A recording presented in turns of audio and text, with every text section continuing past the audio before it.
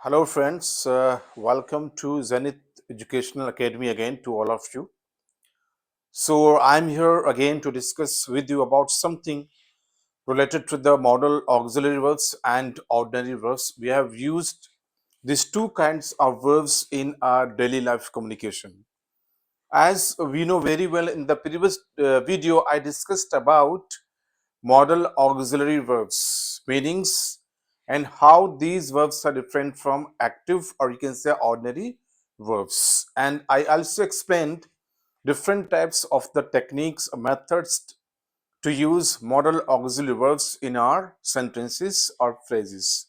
So in this video, I would like to discuss about difference between modal and ordinary verb. In this video में मैं आपसे ये discussion करना चाहता हूँ कि मॉडल ऑक्सिलरी वर्ब जैसे कि हमने प्रीवियस वीडियो में डिस्कस किया will, would, shall, should, can, could, may, might, use to, ought, must etcetera. So in this video में हम डिस्कस करेंगे कि ये modal auxiliary verbs ordinary verbs से कैसे डिफरेंट हैं. Ordinary verbs means the verbs which are not auxiliary, modal auxiliary or can say auxiliary verbs. Suppose eat, drink, walk, talk, sleep, write, speak, listen. ये सारे verbs क्या हैं? Ordinary verbs. इस तरीके से इंग्लिश में हमारे पास indefinite number of ordinary verbs हैं जो auxiliary verbs या कह सकते हैं modal auxiliary verbs नहीं है. Auxiliary verbs means is, are, am, was, were, has, have, had, do, does, did. ये क्या है? ओनली ऑक्सिलरी वर्ब्स हैं और modal auxiliary verbs means that we discussed in the previous video. So इस video में बात करेंगे कि model auxiliary verbs ordinary verbs से कैसे डिफरेंट है. Number one is modal auxiliary verbs have no S. S means it added to the main verb or you can say ordinary verb to represent the tense of the sentence. ये s जो है अगर हम इसकी बात करें it added to the verb. If sentence say he sleeps, इस sentence he sleeps close है. अब देखिए हमने sleep में s ऐड कर दिया s. अब s जो है it has three meanings. इसकी तीन meanings हैं. नंबर वन क्या बताता है ये कि सब्जेक्ट क्या है? थर्ड पर्सन है. Like he sleeps, she sleeps, John sleeps, Mary sleeps. तो सब्जेक्ट थर्ड पर्सन है. नंबर सेकंड मीनिंग क्या बताता है कि सब्जेक्ट इज सिंगुलर. ठीक है, एक तो इसने क्या बताया कि सब्जेक्ट का थर्ड पर्सन है. सेकंड मीनिंग क्या? सिंगुलर है. थर्ड मीनिंग टेंस बताता है कि टेंस जो है क्या? प्रेजेंट टेंस है. If we added S that is a suffix to a verb. अगर हम सफिक्स एस को किसी ऑर्डिनरी वर्ब में ऐड करें like sleep sleeps, eat eats, drink drinks. So इसकी तीन मीनिंग्स हैं. नंबर वन कि इसमें जो सब्जेक्ट है क्लोज में वो थर्ड पर्सन है. मीनिंग नंबर टू कि टेंस जो है प्रेजेंट टेंस होगा. मीनिंग नंबर थ्री में सब्जेक्ट सिंगुलर होगा.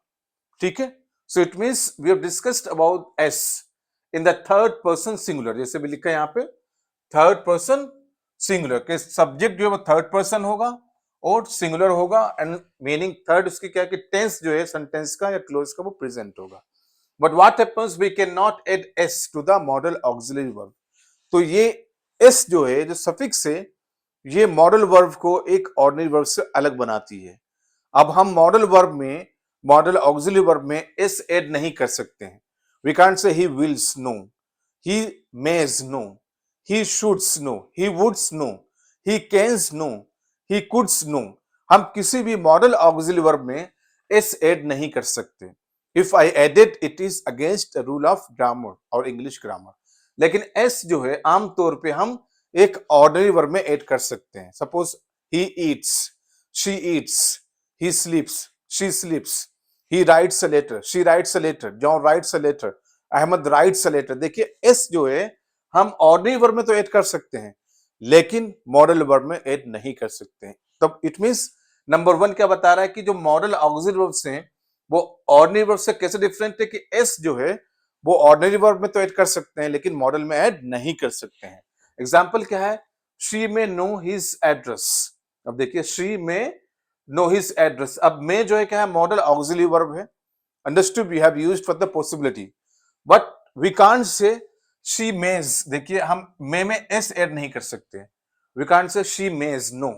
She mays know his address, that is incorrect answer, that is not correct. ये टोटल क्या है, इनकरेक्ट है या गलत सेंटेंस है इन इंग्लिश में, क्योंकि मॉडल ऑक्सिलरी वर्ब कभी भी सफिक्स एस को नहीं लेते हैं। Next is you will receive a letter. अब विल क्या है, we know very well it is again a model auxiliary verb, but you can't say you wills, हम विल को विल्स नहीं कर सकते। It means we can not add S suffix to the model auxiliary verb, तो will wills कभी नहीं होता है। Next is he should talk to you. अब शुड क्या है, it is again a kind of model auxiliary verb, लेकिन आप शुड को शुड्स नहीं कर सकते। He shoulds talk to you, no, again we can not add S to the model auxiliary verb. कोई भी मॉडल ऑक्सिलरी वर्ब हो उसमें हम सफिक्स एस को ऐड नहीं करेंगे, because it is not accepted in English grammar और communication. तो एस जो है वो सिर्फ किस में ऐड होता है, ऑर्डिनरी वर्ब में, sleep, eat, drink, walk, talk, discuss etcetera.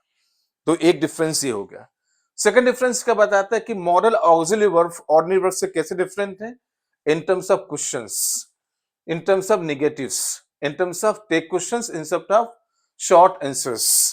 So next जो point है कि मॉडल ऑक्सिलरी वर्ब एक ऑर्डिनरी वर्ब से कैसे अलग है, कि question, negatives, tags and short. कैसे क्वेश्चन कैसे है, suppose we can not use do, जैसे कि वी नो वेरी वेल कि जब हमें किसी ऑर्डिनरी वर्ब का एक इंटरोगेटिव सेंटेंस बनाना होता है या क्वेश्चन सेंटेंस बनाना होता है, तो हम उसमें do, does, did, has, have, had, is, are, am, was, were का यूज करते हैं।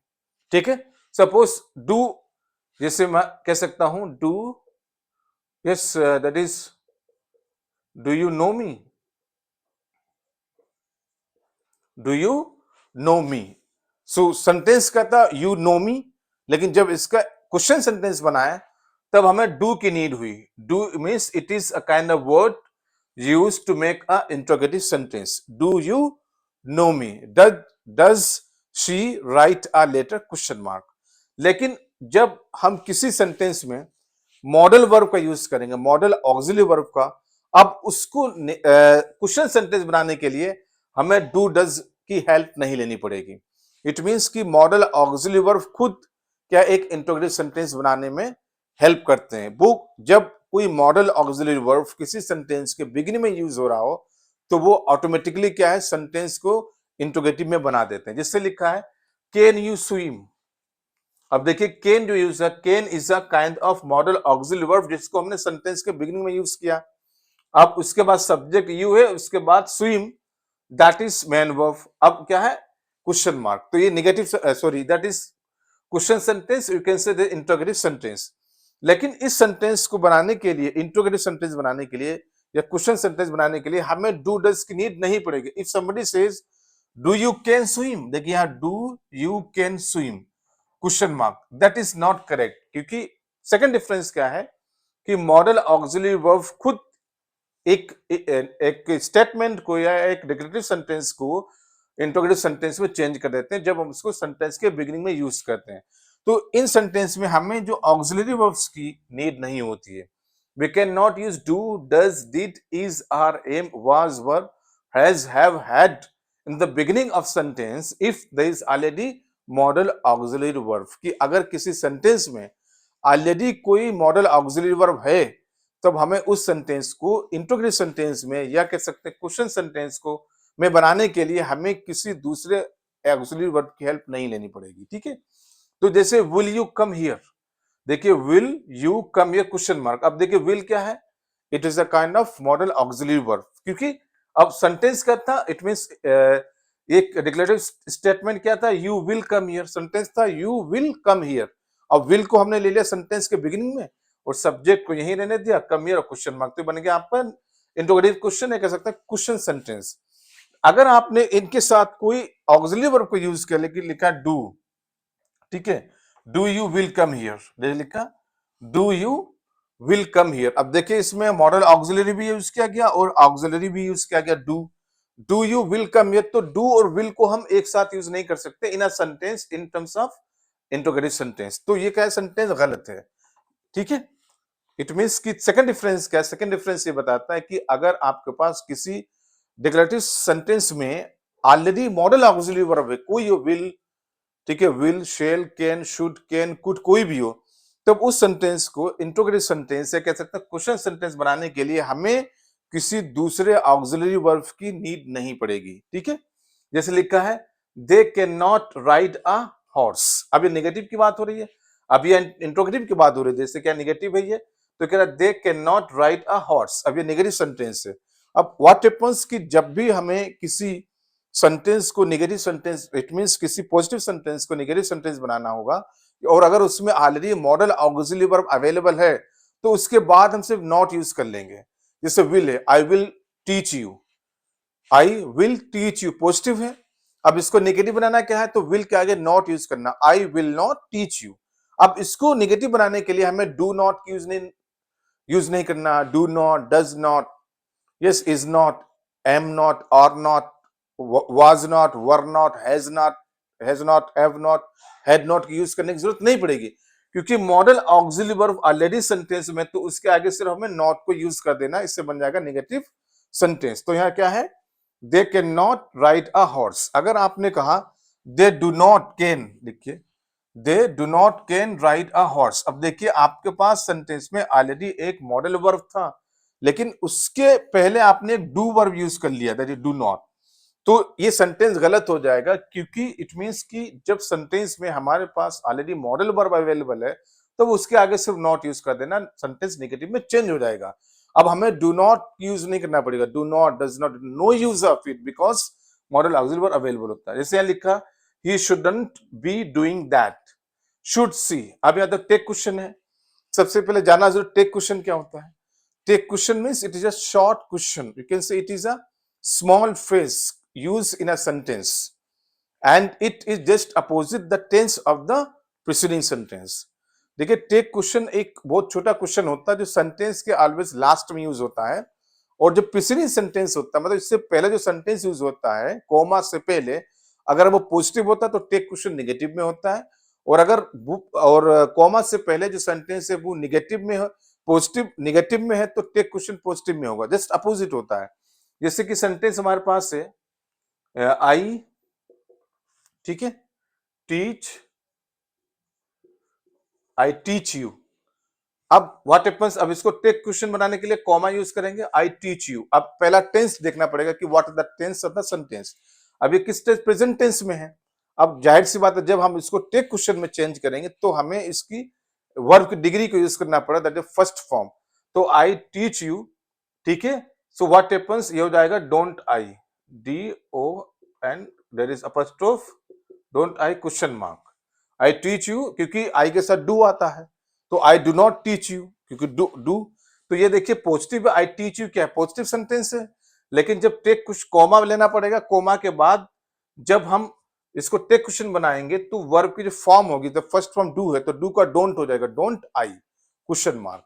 इफ आई से you did not, I mean you wrote, suppose sentence is you wrote a letter, जैसे यहां पे लिखा है you wrote a letter। अब देखिए अब इसके सबसे पहले टेंस क्या है, सेंटेंस का past tense, it is a simple past, you wrote a letter। अब इस टेक क्वेश्चन अगर इसको बनाना है तो फिर कॉमा लेंगे क्योंकि सेंटेंस के बाद कॉमा लेना mandatory in terms of tag question.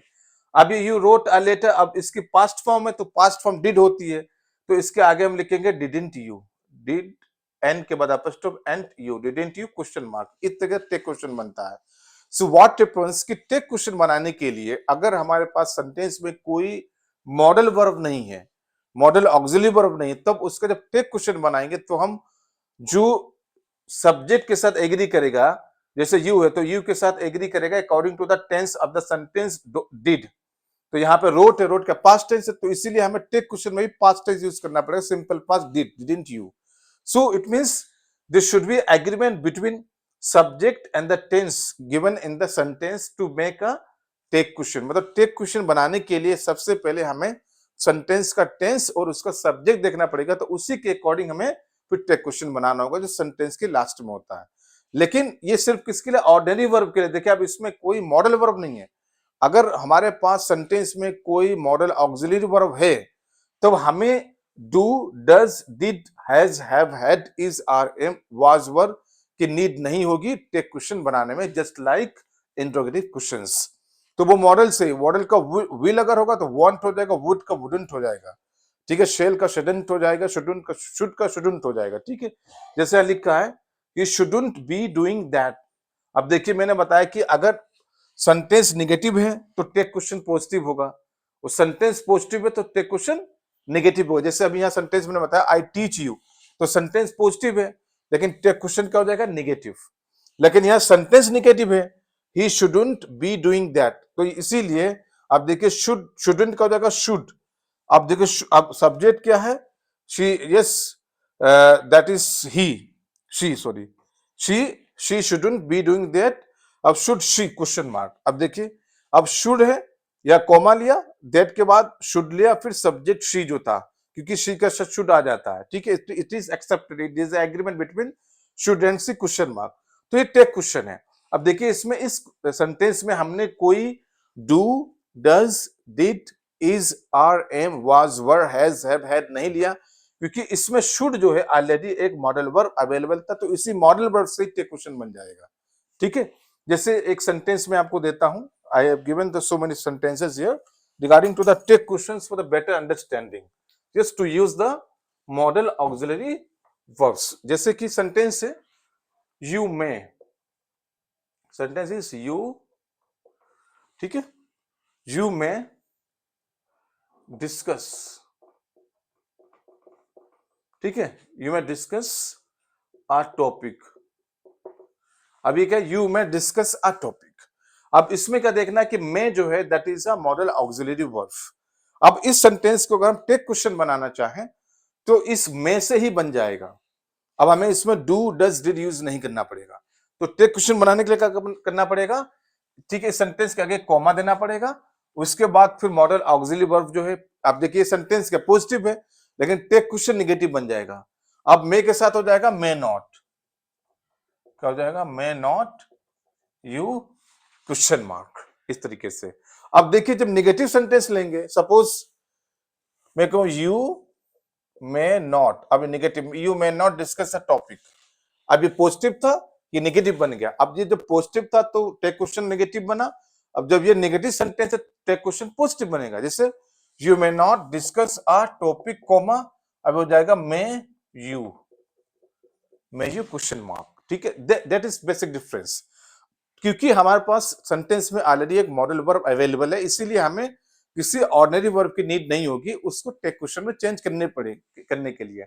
Suppose अब अगर सेंटेंस में आपको दूं कि ऐसा सेंटेंस अब जिसमें मॉडल नहीं है, suppose we have used the ordinary verb.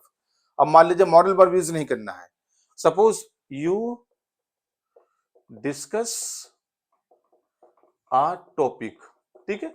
अब इसमें देख सकते हैं कि डिस्कस जो है वो क्या ऑर्डिनरी वर्ब है, यू डिस्कस अ टॉपिक। अब देखना है कि जब इस सेंटेंस में हमारे पास मॉडल वर्ब नहीं है तब हमें इस ऑर्डिनरी वर्ब की फॉर्म निकालनी पड़ेगी कि फर्स्ट फॉर्म है, सेकंड फॉर्म है या थर्ड फॉर्म है। तो you discuss a topic, very well we know it is a first form of the verb. तो आपको पता है कि जब क्वेश्चन बनाएंगे फर्स्ट फॉर्म में तो हम इसको डू को यूज करते हैं, ठीक है। अगर सेकंड फॉर्म हो तो डिड यूज करते हैं, फर्स्ट फॉर्म है तो डू यूज करते हैं। डू इसलिए यूज करें, यू अगर यहाँ पे ही होता तो डज यूज करते, शी होता तो डज यूज करते, किसी का नेम हो तब भी डज यूज करते हैं, ठीक है, because third person singular subject. लेकिन यू है तो डू, यहाँ पे यू, आई, दे, वी अगर हो है तो हम क्या डू यूज करेंगे। अब देखिए इसमें मॉडल ऑक्सिलरी वर्ब नहीं, इसमें क्या ऑर्डिनरी वर्ब है, तो हमें मालूम है कि सेंटेंस का टेंस क्या है, प्रेजेंट टेंस। प्रेजेंट टेंस के लिए क्या हम डू यूज करते हैं, ठीक है, डू या does according to the subject of the sentence. अब इसको टेक क्वेश्चन बनाने के लिए क्या करना पड़ेगा, इसके आगे कॉमा, ठीक है। अब आपको पता है डू आएगा, ये पॉजिटिव सेंटेंस है तो इसके साथ हो जाएगा डोंट यू, क्या हो जाएगा, डोंट यू क्वेश्चन मार्क। अब हमने देखा डू लिया, डू इसलिए लिया क्योंकि अब इसमें हमारे पास मॉडल ऑक्सिलरी वर्ब नहीं है। अगर मॉडल ऑक्सिलरी वर्ब होता तब हम डू यूज नहीं करते, उसी मॉडल ऑक्सिलरी वर्ब में हम नेगेटिव बना देते हैं, जैसे वांट, शुडंट, वुडंट, कुडंट, इस तरीके से होता, ठीक है, जैसे कैन नॉट होता। अब हम इसको नेगेटिव बना, जैसे you do not discuss a topic. अब देखिए ये सेंटेंस नेगेटिव बन गया। अब हमें डू नॉट है ठीक है, इसका मतलब है कि सेंटेंस का टेंस क्या है, प्रेजेंट टेंस है, सिंपल प्रेजेंट टेंस है। अब जब नेगेटिव है, डू नॉट, अब जो टेक क्वेश्चन होगा वो पॉजिटिव बनेगा। पहले सबसे पहले क्या कॉमा देना पड़ेगा, अब यहां हो जाएगा डू यू क्वेश्चन मार्क। तो ये बेसिक डिफरेंस है, ठीक है। If sentence is positive, tag question negative होगा, सेंटेंस इज नेगेटिव तो टेक क्वेश्चन पॉजिटिव होगा। लेकिन डिफरेंस एक मॉडल वर्ब ऑर्डिनरी वर्ब से कैसे डिफरेंस है कि मॉडल वर्ब के लिए हमें वर्ब की कोई फॉर्म नहीं निकालनी है, सिर्फ मॉडल वर्ब में ही नेगेटिव मार्कर ऐड कर देना है। लेकिन जब हमारे पास ऑर्डिनरी वर्ब हो तब क्या करना है, हमें फिर उसकी फॉर्म निकालनी पड़ेगी कि प्रेजेंट है, पास्ट है, ठीक है। ये सेकंड डिफरेंस है। थर्ड डिफरेंस क्या लिखा है, after model auxiliary verbs we use the infinitive. अब देखिए इंफिनिटिव, ठीक है, without to of the verbs. जैसे कि मैंने आपसे डिस्कस किया in the last video, we use the infinitive verbs to. मैंने आपको डिस्कस किया I want to go daily. अब टू गो क्या है, ठीक है, जो डिस्कस किया टू गो। अब ये क्या है, पूरा इंफिनिटिव वर्ब है, that we discussed in the previous video. लेकिन मॉडल वर्ब में आप इंफिनिटिव यूज नहीं करेंगे। You can't say I to will, no. You can say I want to go daily, but you can't say I too will want go daily. No, it means जो infinitive marker to है ये कभी भी model auxiliary verb के साथ use नहीं होता है। That is third difference. Third difference क्या है कि we do not use infinitive marker to with model auxiliary verb. To जो है वो हमेशा ordinary verb के साथ यूज होता है। To go, to eat, to listen, to speak, to sleep, ये तो हो सकता है। लेकिन जब आप इसी टू को मॉडल में ऐड करें, to will, to would, to shall, to should, to can, to could, ये यूज नहीं होगा, दैट इज इनकरेक्ट। तीसरा डिफरेंस है, सेंटेंस क्या है, I must water the flowers. अब देखिए इसमें मस्ट क्या है, that is a model auxiliary verb, obligation है। I must water the flowers. अब देखिए, अब अगर आपने कहा आई मस्ट टू वाटर, आपने कहा I to must water, what happens, अब देखिए क्या ये इन्फिनिटिव मार्कर, टू क्या, to is a infinitive marker. अगर आपने कहा आई टू मस्ट तो to again it is a infinitive marker use with model auxiliary verb, जो गलत है, it is incorrect. It means क्यों, क्योंकि हम कभी भी infinitive marker modal auxiliary verb के साथ यूज नहीं करेंगे, ये ऑलवेज यूज होते हैं ऑर्डिनरी वर्ब के साथ। नेक्स्ट सेंटेंस है, he should stay at your home. अब देखिए शुड क्या है, should is again a kind of model auxiliary verb. अब या स्टे क्या है, मेन वर्ब है। So we never used he should to stay और ही टू शुड। यस, अगर आपके ही टू शुड और ही शुड टू नहीं, आप never used, you can't never use model auxiliary verb with infinitive marker, that is not correct according to the English communication. कोई भी modal auxiliary verb हो उसके साथ आप कभी भी टू इन्फिनिटिव मार्कर यूज नहीं करेंगे, it is not correct according to the English communication. But to जो है वो ऑर्डिनरी वर्ब के साथ यूज कर सकते हैं। I want to discuss about a topic, अब टू डिस्कस तो हो सकता है, यहां पर लिखा है यू वांट, लिखे you want to discuss, you want to discuss about a topic, ठीक है, ये तो करेक्ट सेंटेंस है। टू डिस्कस तो हो सकता है लेकिन टू विल नहीं हो सकता, टू शेल नहीं हो सकता, टू कैन नहीं हो सकता। So these are three basic differences we discussed here about the model verbs and ordinary verbs. Yes, I hope you understood very well about these three differences regarding to the model auxiliary verbs. Hello friends, so come to know the four difference between ordinary verb and model verb. कुछ और हम difference जानने की कोशिश करते हैं. Suppose we have two more differences to represent the functions of the model auxiliary verb and ordinary verb. So number 4 क्या कह रहा है कि certain past ideas, yes, can be expressed, past ideas, yes, can be expressed by a modal verb followed by a perfect infinitive. yes, इसका structure क्या है, plus past participle.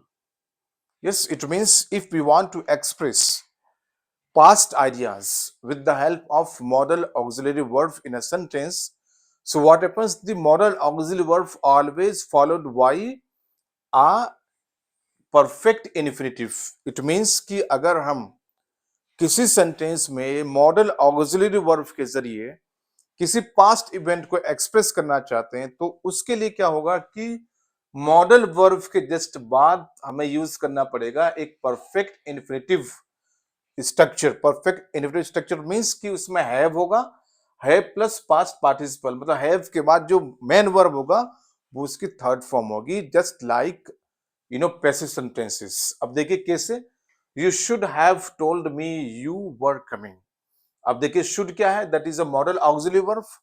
अब हम इस सेंटेंस को पास्ट आइडियाज में एक्सप्रेस करना चाहते हैं तो इसके लिए मैंडेटरी क्या है कि इस मॉडल ऑक्सिलरी वर्ब के बाद हमें लेना पड़ेगा एक परफेक्ट वर्ब हैव, और हैव के बाद एक और वर्ब होगा जो ऑर्डिनरी वर्ब होगा, उसकी ऑलवेज कौन सी फॉर्म होगी, पास्ट पार्टिसिपल, ये कह सकते हैं थर्ड फॉर्म।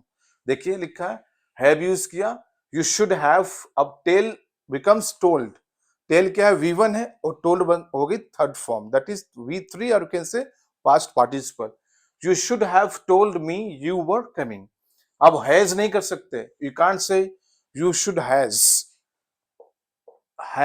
क्योंकि ये भी परफेक्ट है, has is also used in perfect tense, लेकिन यहां मॉडल वर्ब के साथ आप हैज कभी यूज नहीं कर सकते।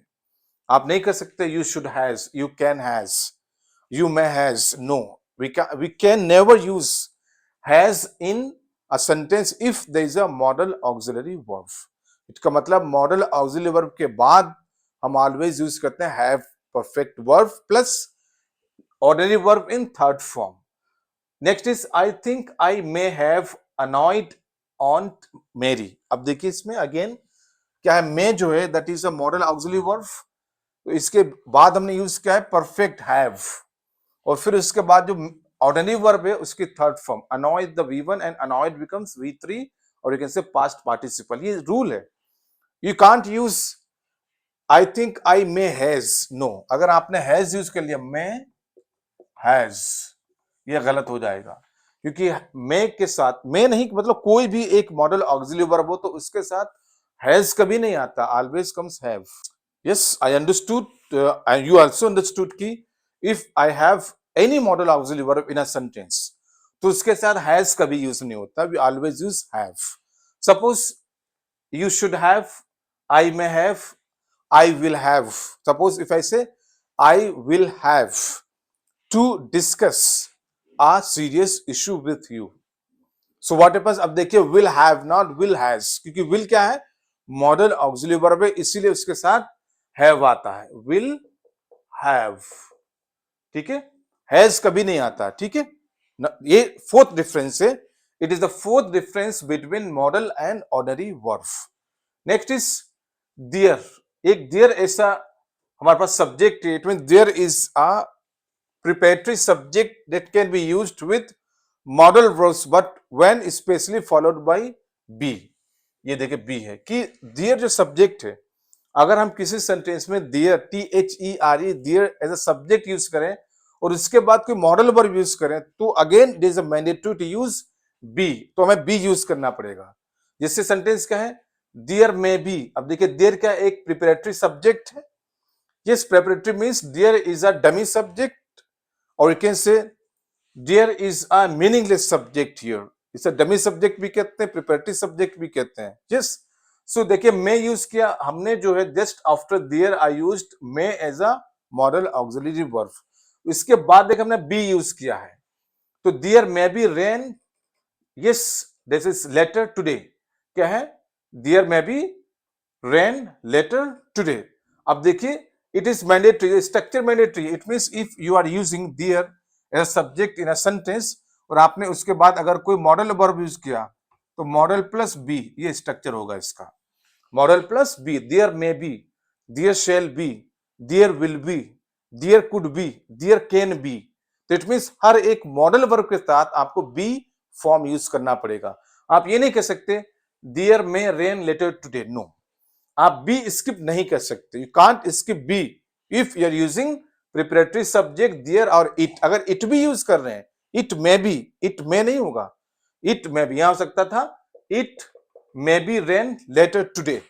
तो इट और देयर दो ऐसे सब्जेक्ट हैं जिन्हें कहते हैं डमी सब्जेक्ट या कह सकते हैं प्रिपरेटरी सब्जेक्ट, या इन्हें प्लियोनेस्टिक सब्जेक्ट भी कहते हैं। Pleonastic in English language, it is called pleonastic, Pleonastic, pleonastic subject भी कहते हैं, इन्हें डमी सब्जेक्ट भी कहते हैं, प्रिपरेटरी सब्जेक्ट भी कहते हैं। तो it is clear, I hope कि जब भी आप, लेकिन ऐसा ऑर्डनरी वर्ब के साथ नहीं है कि अगर देयर के बाद हम कोई ऑर्डनरी वर्ब यूज करें तब हमें वहां बी यूज करने की जरूरत नहीं है। मैं कहूं देयर इज, वैसे there is a boy, sentence लिखे देयर इज अ बॉय। अब देखिए देयर इज अ बॉय, अब इसमें देखिए इज बी नहीं यूज किया क्योंकि इज जो है it is a kind of ordinary verb in this sentence, इसीलिए हम इज बी नहीं कर सकते, इज बी नहीं, ये गलत हो जाएगा। Is be, am be, are be, was be, were be कभी यूज नहीं होता है कि बी जो फॉर्म है always used with model auxiliary verb, और यूज कब होगी जब हमारे पास अगर सब्जेक्ट प्रिपरेटरी है, दियर है, इट है, या हमारे पास सब्जेक्ट यू है, सब्जेक्ट आई है, सब्जेक्ट वी, कोई भी सब्जेक्ट हो, but we must have to follow the pattern that is modal plus be. तो देयर शुड बी, यस, अब देखिए लिखा there should be a creative writer. अब देखो शुड क्या है, it is a kind of model auxiliary verb, इसीलिए इसके साथ हमने बी फॉर्म यूज किया है। आप नहीं कह सकते there should a creative writer, no, there should नहीं होगा, always there should be, it should be, yes. Next is there will be, अब देखिए फिर विल बी यूज किया, there can be, there could be, there would be, there should be, there will be, there would be. It means कभी भी आपके पास अगर sentence में कोई प्रिपरेटरी सब्जेक्ट है, देयर एंड इट में से कोई भी एक है, तो उसके बाद मॉडल तो आप यूज करेंगे, लेकिन मॉडल के बाद एक बी फॉर्म यूज करना पड़ेगा। अगर आपने बी स्किप किया, it is not correct the sentence in English communication. So I hope you understood very well the difference between modal auxiliary verb and ordinary verb. Modal means the verbs are used in a sentence, do not have need any other kind of ordinary verb to complete the sense of sentence. इससे will है, would है, shall है, should है, can, could, may, might, must, ought, used to. Yes, ये सब क्या है आपके modal auxiliary verb है। Ordinary verb means कि this ordinary verb comes to the order in a sentence to complete a sense. इससे eat, drink, walk, talk, define, discuss, explain, etc. बहुत सारे verbs ऐसे हैं। So in this video, I intended to discuss with you difference between modal auxiliary verbs and ordinary verb. क्योंकि most of the time what happens कि students confused कि modal और ordinary verb में क्या difference है। ठीक है, so I explained here 5 basic differences. Yes, difference number 1 I discussed with you if I used modal auxiliary verb in a sentence कि सबसे पहला डिफरेंस क्या है कि अगर हम किसी सेंटेंस में मॉडल ऑक्सिलरी वर्ब का यूज करते हैं तो उस सेंटेंस को नेगेटिव बनाने के लिए हमें किसी दूसरे ऑर्डिनरी वर्ब की नीड नहीं पड़ेगी, just we use negative marker not after model auxiliary verb. हम कह सकते हैं will not, shall not, cannot, could not, would not, etc. Next is अगर हमें किसी डिक्लेरेटिव सेंटेंस को जिसमें मॉडल ऑक्सिलरी वर्ब यूज है उसको अगर हमें इंट्रोगेटिव बनाना है, क्वेश्चन सेंटेंस बनाना है, तब सिर्फ हम मॉडल वर्ब को ही सेंटेंस की इनिशियल पोजीशन में यूज कर लेंगे, वो सेंटेंस इंट्रोगेटिव बन जाएगा। Suppose I will teach you, अब ये तो डिक्लेरेटिव सेंटेंस है, अब जब इसको इंट्रोगेटिव बनाएगा तो विल को इनिशियल ले आएंगे, will I teach you question mark. अब हमें इंट्रोगेटिव सेंटेंस बनाने के लिए किसी दूसरे वर्ब की नीड नहीं पड़ी, जो do, does, did, has, have, had, is, are, am, was, were use करते हैं। ठीक है, नेक्स्ट डिफरेंस क्या मैंने बताया, if we have modal auxiliary verb in a sentence, so we do not have use any other kind of verb to make a tag question. Tag question मैंने बताया कि अगर सेंटेंस में मॉडल ऑक्सिलरी वर्ब है तो tag question बनाने के लिए उसी मॉडल को यूज कर लेंगे इन अ सेंटेंस। ठीक है, विल का वांट हो जाएगा, वुड का वुडंट हो जाएगा, शुड का शुडंट हो जाएगा, कैन नॉट हो जाएगा, कुड का कुडंट हो जाएगा। दैट डिस्कस मैंने आल्सो आपके साथ डिस्कस किया, if you want to discuss this certain past events in a sentence use a model auxiliary verb, कि अगर हम किसी सेंटेंस में मॉडल ऑक्सिलरी वर्ब का यूज करके किसी पास्ट इवेंट को डिस्कस करना चाहेंगे तो उसके लिए एक स्ट्रक्चर यूज करना पड़ेगा, हैव प्लस पास्ट पार्टिसिपल। ठीक है, कोई भी मॉडल ऑक्सिलरी वर्ब होगा लेकिन उसके बाद हैव यूज होगा, और हैव के बाद एक जो ऑर्डिनरी वर्ब होगा उसकी थर्ड फॉर्म होगी। जिससे हमने डिस्कस किया, you should have told, I may have annoyed. अब देखिए इसमें मॉडल ऑक्सिलरी वर्ब है, उसके बाद हमने हैव यूज किया, फिर ऑर्डिनरी वर्ब की थर्ड फॉर्म, क्योंकि मॉडल ऑक्सिलरी वर्ब के साथ हैज कभी नहीं आता। We can't say will has, should has, नहीं, हैज नहीं आता, ओनली हैव आता है, ठीक है। इसी तरीके से मैंने डिस्कस किया कि अगर हम किसी सेंटेंस में एक प्रिपरेटरी सब्जेक्ट यूज करें, जो देयर है, इट है एंड दिस है, ठीक है, तो उसके हिसाब से क्या होगा कि इसके बाद हम जब मॉडल वर्ब, कोई भी मॉडल वर्ब यूज करेंगे, उसके एक बी भी यूज करना पड़ेगा। It means if we are using any model auxiliary verb with the preparatory subject there and this or it, we have used also be form with the model auxiliary verb, ये mandatory है। there should be, there should नहीं होता, should be, there could be, there can be, ठीक है, it may be, it can be, it should be, it would be। तो ये सब basic differences हैं। I hope you understood very well कि model auxiliary verb एक ordinary verb से कैसे अलग है, how they are different. If still if you have any doubt in modal verbs and ordinary verbs, active verbs, so please ask questions in the comment box given the video, and it is my request to you all, please share with your friends because ये video बहुत important है, क्योंकि अभी भी बहुत सारे लोग confuse हैं कि modal verb and ordinary verb क्या होते हैं और how they are different from each other. So I try to solve the questions regarding to the difference between model and ordinary verbs at my best level। अगर अभी भी आपको कोई doubt है, please ask questions without any hesitation, like video, share video and subscribe my channel।